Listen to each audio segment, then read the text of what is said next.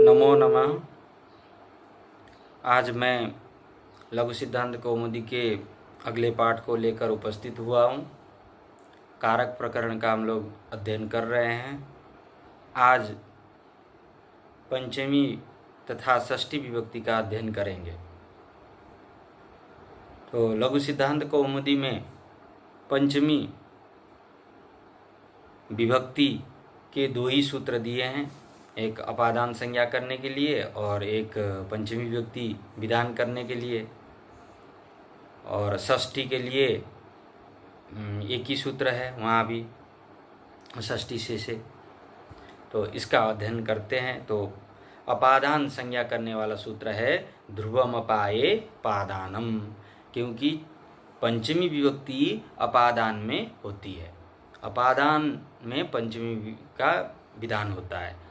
तो अपादान संज्ञा पहले होनी चाहिए, तो अपादान संज्ञा होने के बाद पंचमी विभक्ति आती है। तो अपादान संज्ञा करने वाला सूत्र है ध्रुवम अपाये पादानम, अपादानम।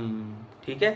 तो अपायः विश्लेषः तस्मिन् साध्ये यद् ध्रुवम अवधिभूतम कारकम तत् अपादान संज्ञम स्यात्।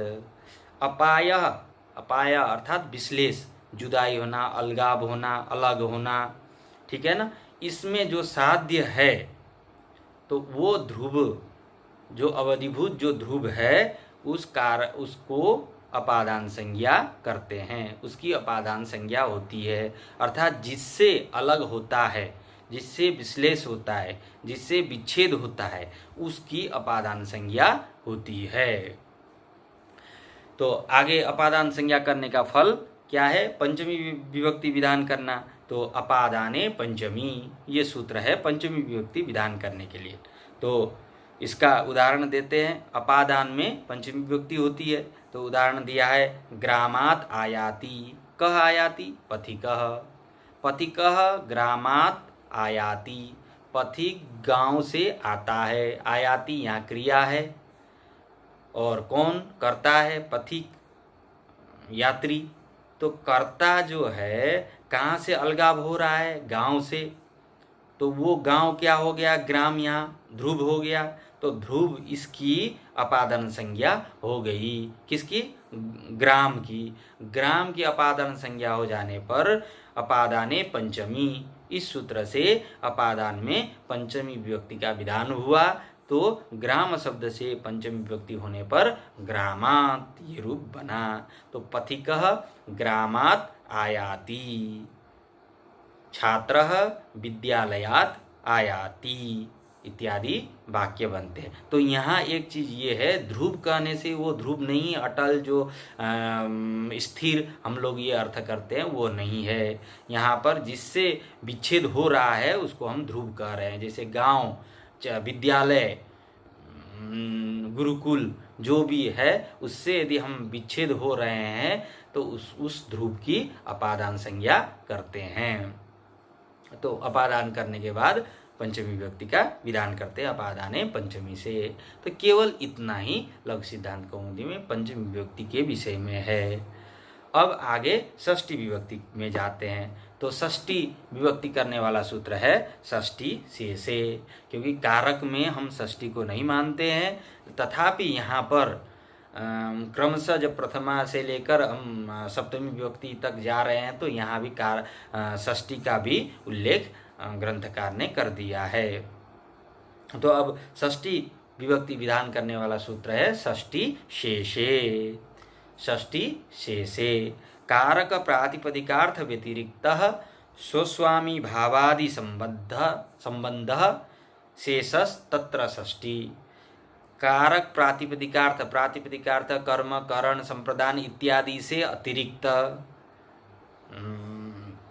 अतिरिक्त जो शेष है, ठीक है ना, वो जो संबंध है, संबंध कौन से संबंध? स्वस्वामी भावादि संबंध, जन्य जनक भाव संबंध, प्रकृति विकृति भाव संबंध, ये सब संबंध में जहाँ संबंध द्योतित हो रहा हो तो ऐसे संबंध में षष्ठी विभक्ति होती है।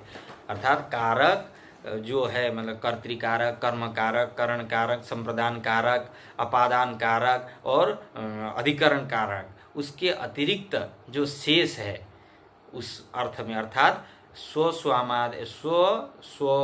स्वामी भावादि संबंध और ये जन्य जनक भाव संबंध और प्रकृति विकृति भाव संबंध, इसमें षष्ठी विभक्ति होती है। तो जैसे उदाहरण दिया है राज्ञ पुरुष, यहाँ स्व और स्वामी भाव आदि संबंध है, मतलब स्व और स्वामी ये दो का संबंध है। तो राज्ञ पुरुष, राजा का पुरुष, तो पुरुष राजा का है तो स्वामी हो गया राजा।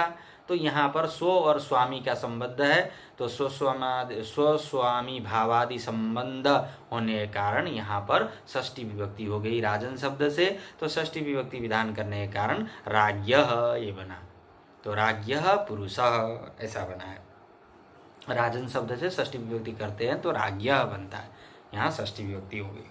अब वार्तिक एक देते हैं यहाँ, कर्मादीनामपि संबंध मात्र विवक्षायाम षष्ठेव, कर्म इत्यादि में भी केवल संबंध मात्र की विवक्षा हो तो षष्ठी विभक्ति होती है वहाँ भी। जैसे यहाँ पर दिया सताम गतम, यहाँ पर सताम गतम दिया तो यहाँ सत शब्द जो है संबंध मात्र की विवक्षा है, तो यहाँ पर तृतीया होनी चाहिए थी क्योंकि कर्ता है और अनुक्त होने के कारण यहाँ पर तृतीया विभक्ति होकर सद भी ऐसा होना चाहिए था, लेकिन यहाँ केवल संबंध मात्र की विवक्षा कर्मादि के साथ होने के कारण यहाँ पर ये षष्ठी विभक्ति हो गई, तो सताम ऐसा बना, सताम गतम। इसी प्रकार से अगला उदाहरण है सर्पिस जानीते, तो यहाँ भी सर्पिस शब्द है, सर्पिस घी के लिए प्रवृत्त होता है, तो यहाँ भी सर्पिस में भी षष्ठी विभक्ति होकर सर्पिस बना है। और अगले में भी मातु स्मरति, यहाँ भी माता को स्मरण करता है, कर्म है, तो यहाँ भी कर्म और क्रिया भाव संबंध, क्रिया और कर्म भाव संबंध होने के कारण यहाँ भी षष्ठी विभक्ति होकर मातुः बना है। एदो दकस्योपस कुरुते, यहाँ दक ये भी इसमें भी षष्ठी विभक्ति होकर दकस्य ऐसा बना है। अगले में भी चरणयो हो, ये है भजे संबोस चरणयो, तो यहाँ चरण में भी षष्ठी विभक्ति होकर चरणयो बना है, ये भी इसका उदाहरण है। तो लघु सिद्धांत कौमुदी में षष्ठी विभक्ति का भी सामान्य इतना ही विवेचन है।